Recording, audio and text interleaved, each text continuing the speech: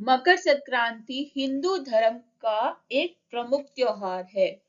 यह त्योहार सूर्य के मकर राशि में प्रवेश करने और उत्तरायण की शुरुआत के प्रतीक के रूप में मनाया जाता है।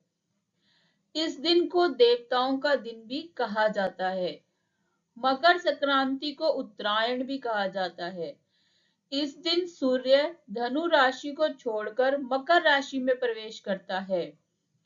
मकर संक्रांति पर स्नान, दान, जप, तप, श्राद्ध और अनुष्ठान का विशेष महत्व है। इस दिन तिल गुड़ खाने खिलाने की भी परंपरा है।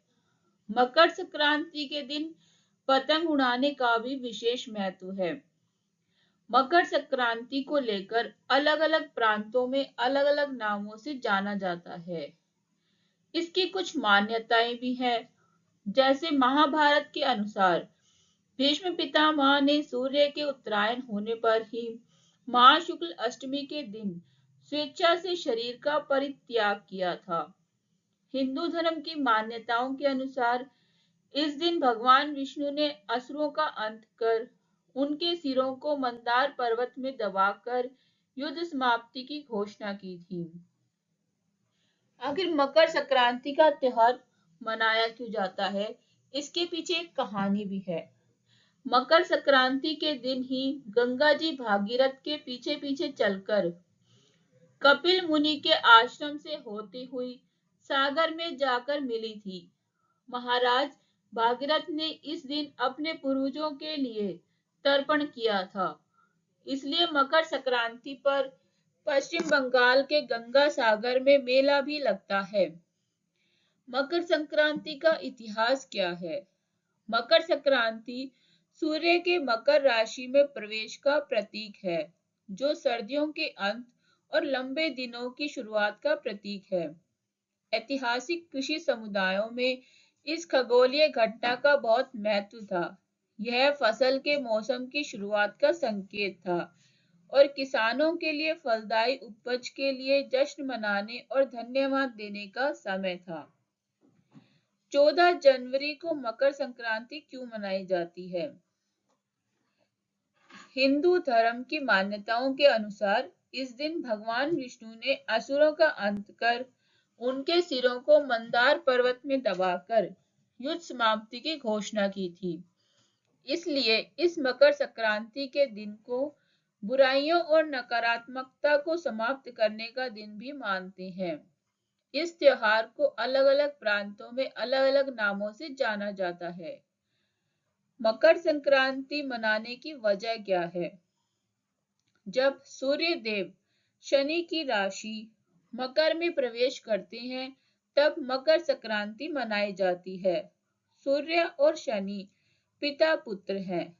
शनि अपने पिता सूर्य को शत्रु मानता है, लेकिन एक मान्यता ये है कि मकर संक्रांति पर सूर्य अपने पुत्र शनि देव से मिलने उसके घर जाते हैं। पहली बार जब सूर्य शनि के घर गए थे, तब इनके बीच के मतभेद दूर हो गए थे।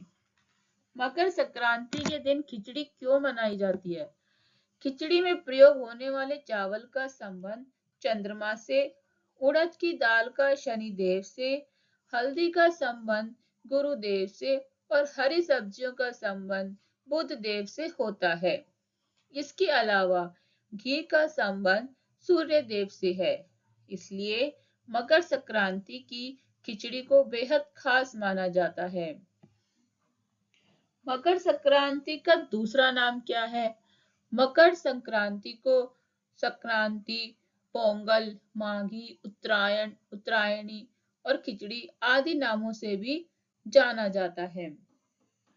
इस दिन दान करने के लिए तिल, गुड़, रेवड़ी आदि का सेवन बहुत महत्व है और खिचड़ी का सेवन करना तो बहुत ही अनिवार्य माना गया है। संक्रांति पर काला कपड़ा क्यों पहनते हैं? किसान मौसम में इस बदलाव पर खुश होते हैं, क्योंकि यह एक मौसम के खत्म होने और दूसरी फसल की कटाई के साथ शुरू होने का प्रतीक है। संक्रांति पर काले कपड़े पहनना भाग्यशाली माना जाता है, क्योंकि ऐसा माना जाता है कि यह बुरी ऊर्जा को दूर रखता है और समृद्धि दिलाता है। मकर संक्रांति का वैज्ञानिक कारण क्या है? मकर संक्रांति पर्व को कहीं कहीं उत्तरायण भी कहते हैं। 14 जनवरी के दिन से सूर्य उत्तर दिशा की ओर जाता है। इसी कारण इस पर्व को उत्तरायण भी कहते हैं। वैज्ञानिक तौर पर इसका मुख्य कारण पृथ्वी का निरंतर 6 महीनों के समय अवधि के उपरांत उत्तर से दक्षिण दिशा की ओर वलन कर लेना होता है।